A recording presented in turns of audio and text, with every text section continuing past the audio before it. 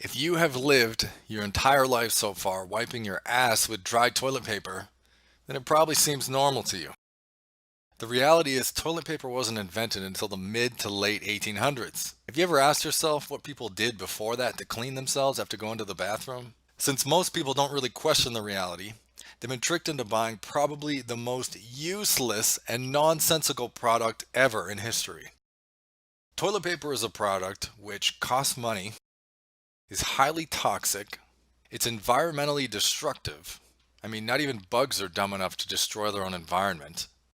And most of all, it just doesn't work. Wiping your ass with toilet paper is like showering by wiping your entire body with a dry towel. In this video, you're going to learn what people did to clean themselves before the invention of toilet paper, what some toilet paperless cultures of today use to clean themselves, and 10 reasons why you should ditch the toilet paper and begin using one of the greatest products in personal hygiene ever invented.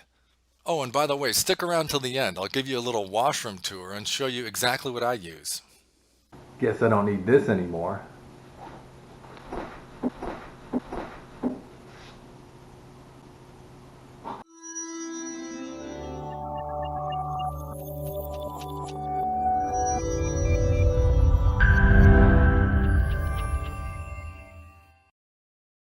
This presentation I have called 10 Reasons to Ditch the Toilet Paper. Here we go. Ancient toilet paper. We're going to look now at what people used in the past before toilet paper was invented. Fur, sand, shells, and stones have all historically been used before toilet paper was ever invented. According to the book Porcelain God, A Social History of the Toilet, ancient Romans used sea sponges attached to sticks. Medieval monks used cloth cut from old clerical robes. French royalty used necks of geese, and many people in rural United States used corn cobs. Modern day toilet paperless cultures. Yes, there are a number today who do not use toilet paper and never have. In Islam, it's a mandate that water be used after going to the bathroom. That's a great mandate. This is usually done with a pot called a lota. And if you're looking at the screen now, that on the right is a lota. It kind of looks like a watering can, a small watering can without a handle. The thing about that worries me is that there's no water pressure coming out of that. It's just kind of like a teapot almost. So I'm just thinking in my mind, like, how do they use that? And it must be like just drip it over the area and scrub with your bare hand. My Muslim brothers and sisters, how do you use those lotas? Please tell me how you wipe your ass. No, I'm just kidding. Don't tell me that. I don't think I want to know. In India, it doesn't seem to be much different actually. The only cleaning tools provided in many bathrooms are water and a bucket. So same thing. So they just take the water, they must just scrub it. There's a better way to do this for sure. And now anytime I shake the hand of an Indian or Islamic person, I am going to definitely hope that they had soap in their water, in their washroom, and were able to wash after they did that. In Japan, bidet-style toilet seats are a common household item. Alright, so now we're going to look at the 10 reasons to ditch the toilet paper. Number 1, it doesn't work. Toilet paper does not work. Like I said in the intro, wiping your ass with toilet paper is the equivalent of showering by wiping your entire body with a dry towel. Everyone knows it's the water running off your skin in a shower that cleans you. Toilet paper literally smears things around, undoubtedly leaving particles of feces behind, which can increase your risk of urinary tract infections. Gastroenterologist Partha Nandi has said that regular bidet use has been shown to reduce a person's risk of hemorrhoids, since toilet paper can be very irritating. Bottom line, wiping with toilet paper is unhygienic and leaves you dirty. And already, we're only on number 1, and if toilet paper is designed to clean you and it doesn't clean you, it's useless, it's garbage, and we're just on number 1. We got 9 more to go. Number 2, it's toxic. Toilet paper is dyed white with chlorine and chlorine dioxide, which can cause any number of diseases. Numerous studies have also shown that recycled paper products, including toilet paper, contain the chemical bisphenol A, or BPA, which can be absorbed through your skin transdermally. BPA is estrogenic. It mimics the human hormone estrogen and plays a role in male and female infertility, early onset of puberty, breast and prostate tumors, and polycystic ovary syndrome. Just think of using toilet paper like taking an estrogen supplement every time you wipe. I know that the culture we live in tells us that estrogen is a female hormone, but it has little to nothing to do with femininity and everything to do with stress, degeneration, and disease in the body. To put it into perspective, the famous Women's Health Initiative study in the early 1990s tested the effects of supplemental estrogen on women, but the study was forced to stop early because participants began developing cardiovascular disease, stroke, dementia, and cancer. Number 3, toilet paper is a waste of money. While toilet paper isn't going to break the bank, the time and effort spent buying it adds up. Say one adult spends on average $200 a year on toilet paper. That can amount to a free vacation every few years. Now, I know some of you are probably saying, oh, it's pennies, it doesn't cost much. Well, the bottom line is, how much do you value your time? I don't know about you, but I work hard for my money and I don't want to waste even 1 cent of it on something I don't need to buy, let alone something that doesn't benefit me at all, or even is detrimental to me. The bottom line is spending that money isn't necessary, and money isn't easy to make in this day and age. Not buying toilet paper amounts to money that can be used on something else. Reason number 4 to ditch toilet paper: it demolishes forests. Producing a single roll of toilet paper requires 37 gallons of water, 1.3 kilowatt hours of electricity, 1.5 pounds of wood. Each year, toilet paper in the US consumes anywhere between 7.5 and 54 million trees.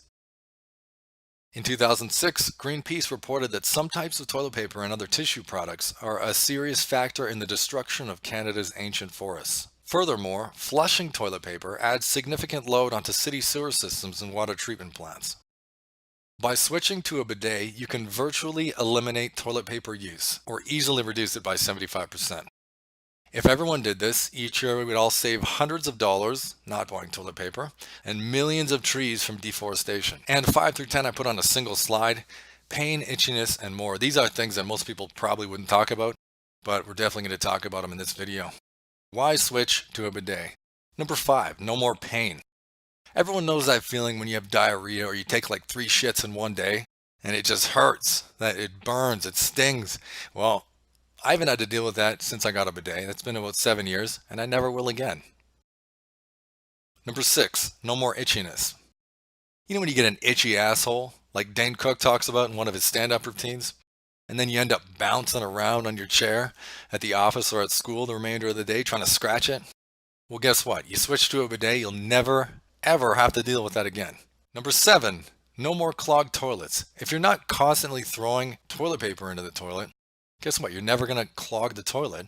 You don't need to buy a plunger, and you'll never have to plunge the toilet again or have to deal with that. Number 8, no more stinky fingers. You know when you're wiping and your finger breaks through the toilet paper and you think like, I think it just touched my asshole, but I'm not sure. So you sniff it to make sure, and then you realize it did, so you have to wash extra hard at the end. With a bidet, you never have to do that because you don't even have to wipe. The water does it for you. It's pressurized water. It's beautiful. Number 9, no more skid marks. No more embarrassing tire tracks inside your undies. And number 10, no more wiping again hours later. So no more having to return to the washroom hours later to clean up with an itch because you know there's something still there that needs to be wiped because you left some behind the first time because toilet paper doesn't work. You do it once, you spray it with a bidet, and you're done, and you're clean. So now we're going to look at types of bidets. There are 4 that I know of. The first kind is a porcelain bidet. This is kind of your classic bidet. The upside of the porcelain bidet is that it probably works pretty well, but the downside is that it takes a lot of money to buy and a lot of effort and money to install as well. The next type of bidet is called a handheld bidet, and I've had one like this before because I've tried it myself. It's almost like a chrome garden hose handle, and you basically mount it to your wall, so it looks pretty nice. Thing is though, you're mounting it to your wall, so it's like you take it off when you need it, you aim it, you squeeze it, you get the pressurized water, it cleans you up really well, but then it's like you hook it back on the wall after and you get water dripping down, and it just seems kind of unhygienic to put something that you use inside the toilet back on a wall like that. Also, another downside of the handheld bidet is that it's kind of difficult to aim it properly because you have to actually reach into the toilet to do it and to not get water everywhere when you spray. The type of bidet I do recommend and use now, I call a joystick bidet. It's got like kind of a jet engine joystick on it where you press the handle down and it just sprays nice and powerfully, and it's all inside the toilet, all self-contained, so everything stays really clean. It looks really good, and it's really, really simple to install. Like I said, I'm going to show you a video of mine at the end of this. It's a little bit different than that one. That one's actually nicer, which is why I recommend this one instead. But mine I've had for like 7 years and it still works. And last but not least, the electronic bidet. This is the ultimate in the bidet experience. It even has an electronic remote. We're going to go over the features of both of these now, the joystick and the electronic. As you can see, it comes in like one piece. It looks like this. It's designed to fit any toilet, so you don't have to worry about that. It's got dual nozzles for male and female wash. So one for the front, one for the back. The nozzles themselves are self-cleaning, so you don't have to clean them. Although every once in a while I wash it with vinegar. The install is really quick and really easy, and they're built to last. The devices are made of metal and ceramic. Another beneficial thing is that it's non-electric, so nothing can really break down. This particular bidet has had 335 customer reviews on Amazon, 4.5 stars, and here's one of the reviews now from an Amazon customer who said, "I received this 3 months ago. I wanted a good testing period before posting. In short, simply a wow and a must-have." If you want to check out this bidet, go to endalldisease.com/bidet. Now, here we are, the Cadillac of bidets. This is the electronic inline bidet. So the features on this beauty: a heated seat, heated water, a cool blue night light, and get this, 3 different washes, front, rear, and a vortex stream that does both. It's got hydro flush self-cleaning technology and a wireless remote, so you can scan through all the features, turn things on and off as you go. If you want to check out this bidet, go to endalldisease.com/ultimate bidet. That's ULTIMATEBIDET. Now, after you're done spraying and cleaning yourself with the bidet, there's no more brown to take care of, if you know what I mean, but you need to dry the area off. I've got a friend in Florida with one of these bidets who dabs with a couple squares of toilet paper, and that'll do. But for me, that wasn't good enough. I want to use as little toilet paper as possible. So what I use are organic cotton and hemp wipes. That way I can give it a good wipe dry, fold it, then wipe any water that made its way onto the seat. Then wash and reuse. In my washroom, I do have toilet paper available, which I use to blow my nose, but also for visitors to use when they come over. I don't think it would be right to just have wipes and force people to use those. It'd be kind of strange. A couple features of these organic cotton wipes is they're 45% hemp, 55% organic cotton, and you get 10 cloth wipes, 8 by 8 inches squared. If you want to check out the wipes I use, go to endalldisease.com/bidet wipes. Alright, so now I'm going to show you the video, little washroom tour for you, and I hope you enjoy it. Alright, we're going to do my washroom walkthrough here. I'm going to show you my bidet. So this is my bidet, Eureka bidet. It's got the fighter jet handle, and if you press down on it, the water stream comes out of there. And as you can see, I do have toilet paper. That's for guests who come by, but I myself do not use toilet paper unless I am blowing my nose. This is what I use here, my reusable organic wipes. So I use the bidet, clean myself off, use the wipe to wipe myself, to dry things off, and then wipe the seat, anything that got on there, and then I put it in my trusty cloth only bin, and when I'm out I wash them. It's simple. And so as you can see, this thing is really easy to install. So basically you have your toilet seat. It has like a bolt that goes through a hole in the porcelain on the bottom, and you have like that threaded bolt. You screw a nut onto there on this side and that side, and usually plastic nuts. So as you can see, that's what holds the bidet on, and of course you have your plastic piping here. So all toilets are really simple. They have like this stainless steel braided piping that goes down to this valve. Here's your water intake. If you ever want to do any work on the toilet itself, you switch that off. And that's what you have to do for this bidet, because it comes with this plastic pipe and it has a T connector. First you switch this off, then you flush the toilet to clear out the top and to clear this out so there's as little spillage as possible and you don't get water everywhere.